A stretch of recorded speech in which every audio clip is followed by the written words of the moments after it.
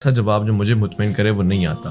بنیادی طور سے اہل حدیث غیر مقلد ہوتے ہیں, کسی کی تقلید نہیں کرتے. یعنی اگر میں کہوں کہ کسی کو امام نہیں مانتے جس کی تقلید وہ کرتے ہیں ان معنوں میں, ایسا ہی ہے.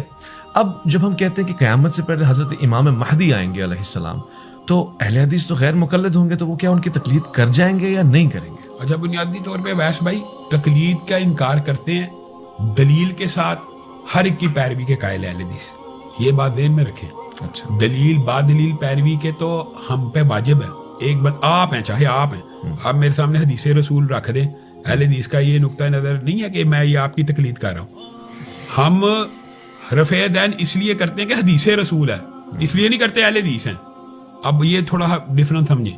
تو حدیث آپ لے کے آ جائیں گے, اس کو ہم مانیں گے. اسی طرح امام مہدی کے اوپر جب نشانیاں پوری ہو جائیں گی کہ یہ امام مہدی ہیں, جو سب سے بڑی نشانی ہے, مثلا کہ ان کے خلاف جو لشکر نکلے گا وہ پورے کا پورا زمین میں دس جائے گا, تو حجت قطعی قائم ہوگی نا کہ یہ پورے کا پورا لشکر, اہل حدیث نے حدیث بھی پھیلی بھی معاشرے میں, پتہ ہے کہ اس کے خلاف جو لشکر نکلے گا پورے کا پورا دھنس جائے گا. اس کے بعد ان کی پیروی کرنا تو واجب ہو گیا.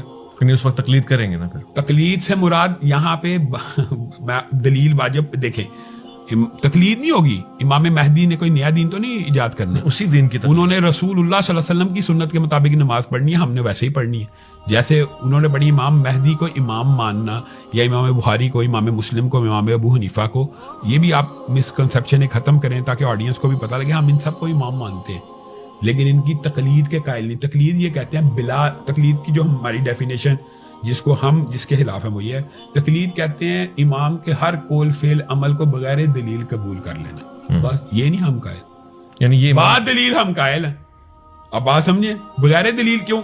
بغیر دلیل لاجک بھی نہیں بنتی, بغیر دلیل ہم نہیں قائل, ہم بعد دلیل قائل ہیں. بس اتنا اور آسان کر دیں, امام مہدی علیہ السلام کی بھی تقلید نہیں کریں. تقلید نہیں ہونی, ان کی تو اتباع نہیں ہے. دیکھیں رسول اللہ کی اتباع ہوتی ہے, رسول اللہ کی پیروی ہوتی ہے, ائمہ کی بھی پیروی ہونی چاہیے. امام مہدی کی بھی پیروی ہوگی, امام مہدی کی بھی تقلید نہیں ہوگی, حضور کی بھی تقلید نہیں ہوگی. رسول اللہ صلی اللہ علیہ وسلم واحد کائنات میں ایسی شخصیت ہیں کہ ان کی تقلید ہوگی. کیوں کہ وہ معصوم عن الخطا ہیں, ان سے تو غلطی ہو نہیں سکتی. ان سے بندہ رسول اللہ سے کہہ سکتا ہے آپ کے پاس اس بات کی کیا دلیل ہے؟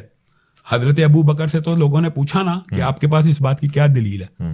رسول اللہ کے پاس سب سے افضل حضرت ابو بکر, اگر ان سے پوچھا جا سکتا ہے آپ کے پاس کیا دلیل ہے. حضرت عمر سے پوچھا گیا آپ کے پاس کیا دلیل ہے. حضرت عثمان سے پوچھا گیا, حضرت علی سے, متعدد سینکڑوں واقعات میں آپ کو بتا سکتا ہوں. حضرت ابو بکر کی بھی تقلید نہیں ہو سکتی, حالانکہ وہ راشد خلیفہ ہیں, خلیفہ راشد ہیں. ان کے پاس یہ سند موجود ہے, ان کے پاس یہ سند موجود ہے کہ خلفائے راشدین کی سنت کے اوپر عمل کرنا چاہیے. اور کس نے مخالفت کی سب سے پہلے؟ حضرت عمر نے. آپ کو پتا نا یہ واقعہ, چور آیا تو جب اس کے دوسرے ہاتھ کے کٹنے کی باری ہے, حضرت ابو بکر نرم دل تھے, انہوں نے کہا اگر اس کا ہاتھ کاٹا تو بیت الخلاء, استنجا, کھانا پینا کیسا کھائے گا, تو انہوں نے آرڈر جاری کیا اس کے پاؤں کو کاٹ دیا جائے.